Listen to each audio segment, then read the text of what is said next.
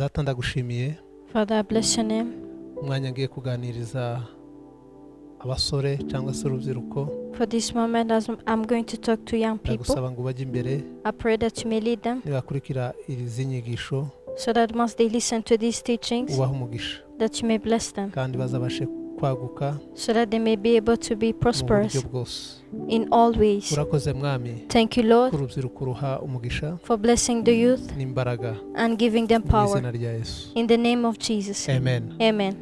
Reka tuganire n'urubyiruko Let us talk about the youth, ariko n'inyigisho n'abantu bakuru nabo bazikurikira but even adults can listen to us kuko zirimo guhugura cyane urubyiruko ariko n'ababyeyi nabo barazikeneye. because there is training the youth, but also parents need these teachings. Nibazikurikira zabagirira akamaro kugira ngo babashe gufasha abana babo. And once you listen to them or you listen to us, you'll be able to raise your children well. Ka dusome Imigani igice cya mbere Let us read in Proverbs chapter 1, umurongo n'uwa 4. verse 4. Niyo iha umuswa kujijuka n'umusore ikamuha kumenya no kugira amakenga. Amena. To give prudence to the simple, knowledge and discretion to the youth. Amen. Amen. Amen. Niyo iha umuswa kujijuka He's the one who gives instruction, n'umusore To the simple. ikamuha kumenya no kugira amakenga. knowledge and discretion to the youth. Reka tuganire n'abasore. Let us talk to the youth. Umusore ukijijwe A young person who is saved ayoborwa n'umwuka wera, walks by the Spirit of God. ava mu bujiji He comes out of ignorance akitwara neza and he conducts himself well mu buzima bwa buri munsi. in his daily life. Ukwiye kwirinda You should have self-control. gutakaza umwimerere wawe. You should avoid losing your authenticity. Ugomba kwirinda gutakaza umuco w'igihugu cyawe. You should avoid forgetting your culture. Ugomba kwirinda gutakaza uburere wahawe n'ababyeyi bawe. You shouldn't lose the values that you got from your parental guidance. Iyo ari umuco mwiza When it is a good culture, urawukomeza, then you respect iyo it. ari mubi When it is a bad culture, nibwo uwuhunga. then you avoid Hari it. ibihugu bifite imico isa naho ari iy'abakristo, There are countries with cultures as if they are Christian cultures, ugasanga bafite imico myiza, and you will find that they have good ugasanga cultures, uburere bwabo ni bwiza. and the parental guidance that they Icyo give to gihe their aba ari children is byiza good. kubikomeza. It is good to maintain it. Iyo bafite imico mibi niho uyirinda, When they have a bad conduct, then you will avoid ugakizwa such. ukava muri iyo mico ya kera. You will be saved, you will turn away from evil ways. Ariko iyo igihugu gifite uburere bwiza, But when a country has a good aba culture, ari byiza kubikomeza. it is good to maintain it. Ariko iyo abantu bajya mu byaha, But when people are living the sinful life, turebye Yohana ibice 5 umurongo wa 44, if we see in John chapter 5 verse 44, haravuga ngo mbese mwabasha mute kwizera kandi mumaranira gushimwa n'abantu mu cyimbo cyo gushaka ishimwe riva ku Mana. how can you be pleased by God if you seek the approval of men?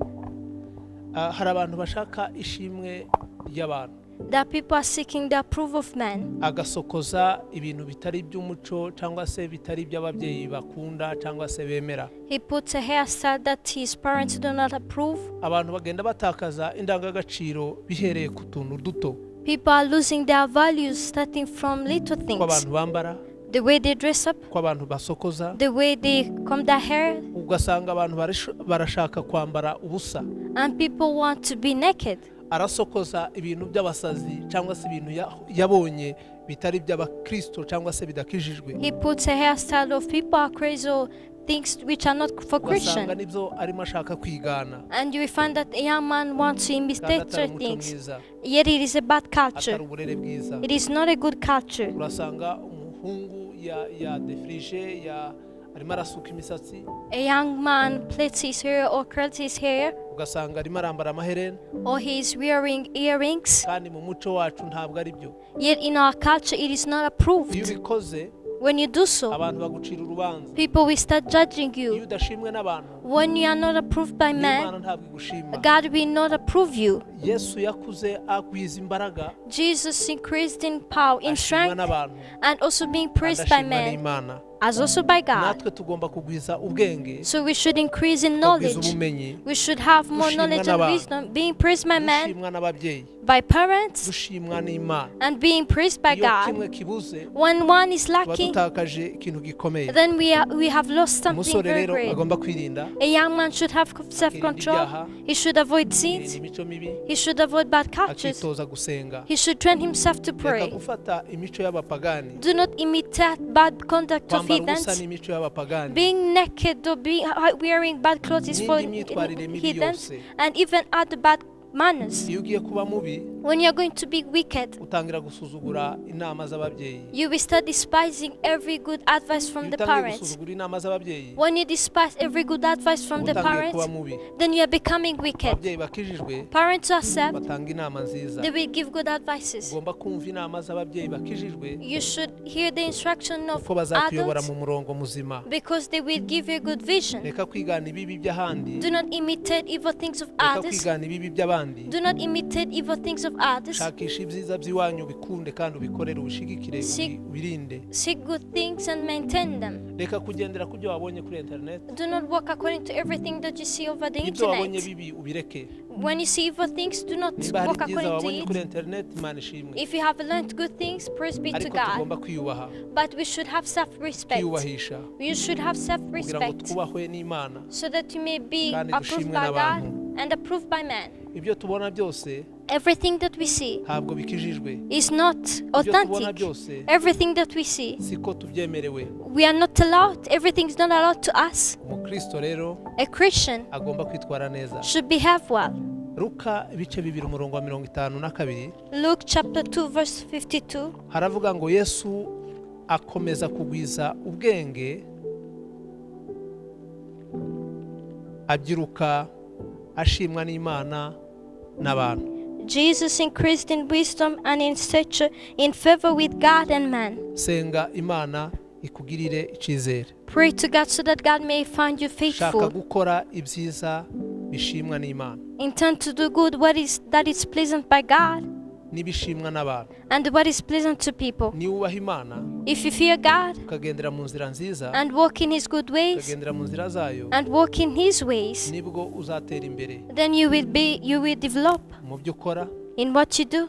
uzagira umugisha mu buryo bwose. You will have blessings in all ways. Dukunde gusenga Let us love no praying gusoma ijambo ry'Imana, and reading the Word of no God, kugira icyo dukora mu rusengero. and let us be involved in the ministry of God. Dukunde gukora, Let us love being hardworking. twitoze kuzigama, Let us train ourselves to serve. twirinde ikibi, Let us avoid evil, dushakishe ukuri. and let us seek the truth. Imana izabana nawe The Lord will dwell with us. muri byose. The Lord will dwell with you in all. Nagira ngo mbakangurire kuzigama. I would like to encourage you to serve. Umusore ukijijwe A young person is served. arazigama, He serves. ntasesagura. He does not squander. Ibyo abonye Anything that he gets, arabika, he will serve. ibyo abonye Anything that he gets, afataho bike akazigama, he will take some and Kubera serve. iki? Why? kubera ko ayoborwa n'Umwuka Wera. Because he walks by the Spirit of God. Aratekereza ejo hazaza, He thinks about his future. atangiye gutekereza ejo hazaza, He's thinking about his future. arumva agomba gutera imbere, He thinks that he should be arumva prosperous. ashaka kugira icyo azageraho. He wants to achieve Uwo something. musore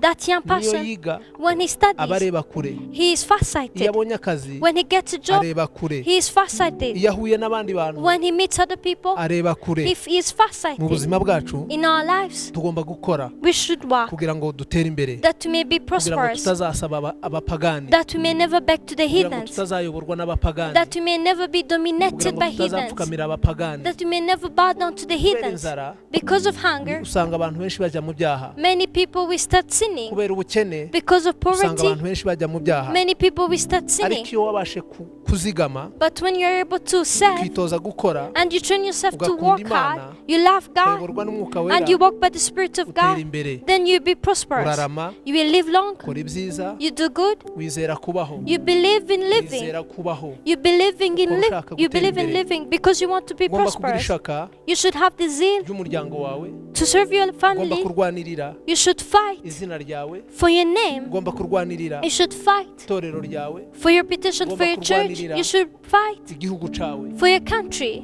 kubera iki Why? kubera ubuhamya Because of your kubera testimony, imyitwarire because of your conduct, kubera uburere bwiza because of the good parental kubera guidance you ibishimwa receive, n'Imana because of what is ibishimwa pleasing to n'itorero, God, what is pleasing to the ibishimwa church, n'umuryango what is wawe approved by your ibishimwa family, n'igihugu what cawe is approved by your country. ushoboye gukora ibishimwa n'Imana If you are able to do what is pleasing to God, ku mategeko y'igihugu uzaba uri umukiranutsi then you will be righteous in all the ku regulations mategeko of the y'umuryango country. uzaba umukiranutsi You will be righteous in all the regulations of the uburere ni ikintu family. cy'ingenzi Parental guidance is something rubyiruko essential. Young people, mwitoze gukora train yourself to walk. muve mu biringiti Stop slumbering. muve kuri za interinete Stop navigating over the murara internet. mukurikira amafilime y'ibintu bibi You spend your night watching bad movies. murara mu mavideo y'abasambanyi You spend your night watching videos of bwaca adulterers. mukazuka mufite ibitotsi mukirwa muryamye And in the morning you will be sleeping. uriho urakena Then you are becoming uriho poor. urapfa buhoro buhoro You are dying slowly. uratakaza indangagaciro You are losing your values. uzaba umukene You'll be poor. uzasaba You will beg. uzaba umuntu wo gusabiriza You will be a beggar.